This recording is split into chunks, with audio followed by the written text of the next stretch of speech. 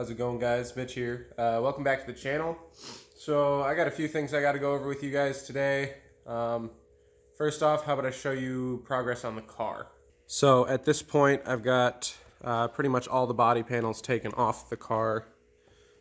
So it is just the frame. Don't mind some of the crap I have sitting on the front here.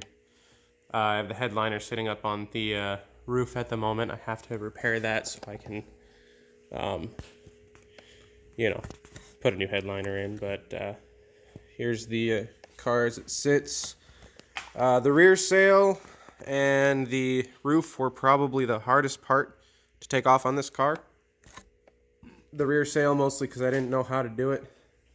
I got all the bolts that were in the back here along that taken off.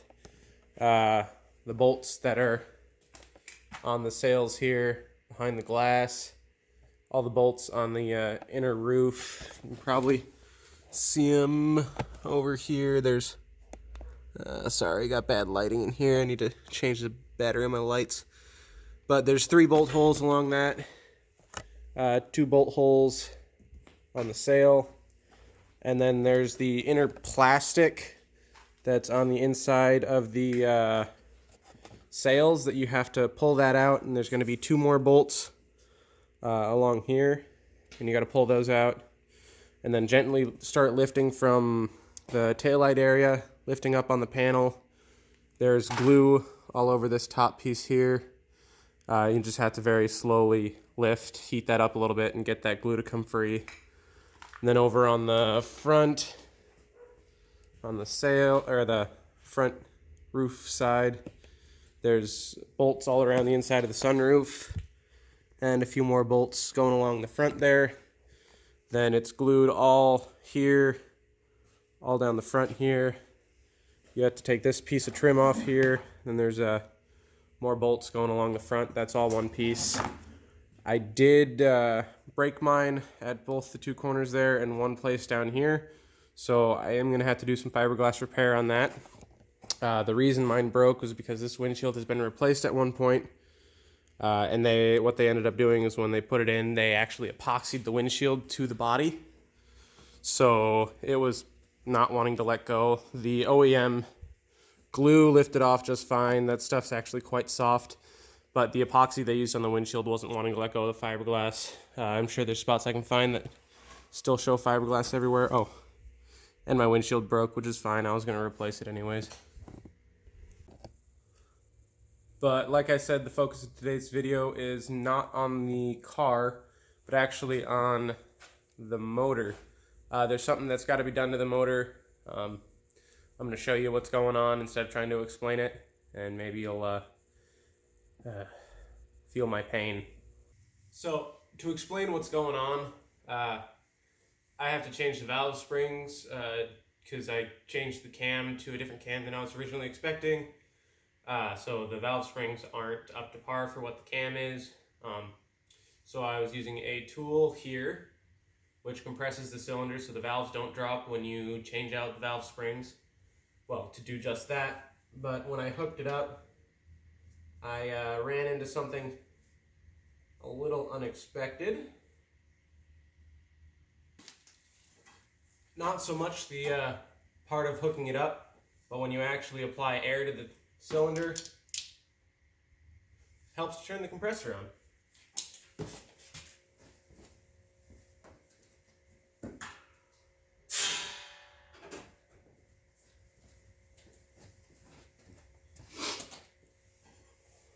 Not so much the hooking it up, once you actually apply pressure to the cylinder.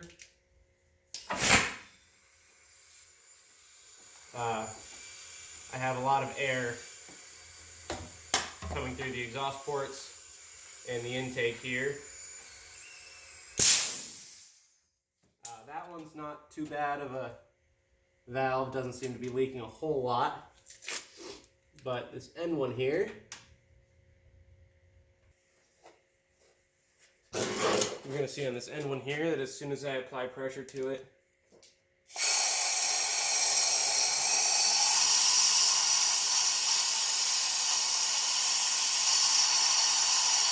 that's all leaking from the exhaust valve.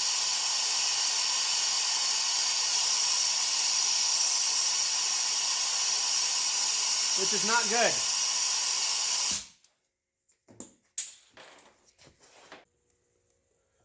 So basically I'm gonna have to pull both the heads back off the motor. Every single cylinder has either an exhaust or an intake valve that's not sealing properly, or some of them have both actually. I don't know how many miles were on this motor when I put it together. I did lap the valves, but obviously didn't seal properly. I don't know if the seals are worn out or if the valves themselves are bad.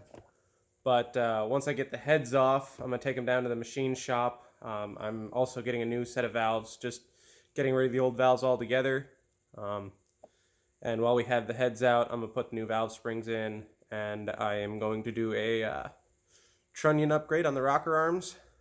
If I don't end up going with roller rockers, but we'll see what I decide to do by the time I get there. Basically, I just want to get these apart so I know what I need, know what I'm going to be getting. I'm still going to be working on the car over there.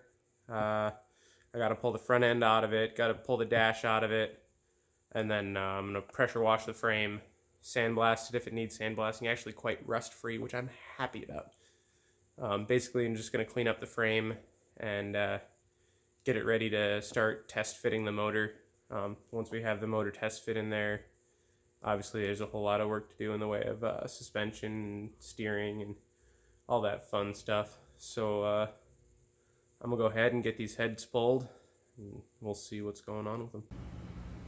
Alright, so got the heads taken out, or taken off. I'm going to go ahead and pull all the old springs off and drop the valves out. That's all I'll really be able to do for now. I gotta wait until the new valves come in the mail, then take this up to the machine shop. I might just have them put the new springs in and then pressure test the heads for me. Yeah, I think that's gonna be it for this one.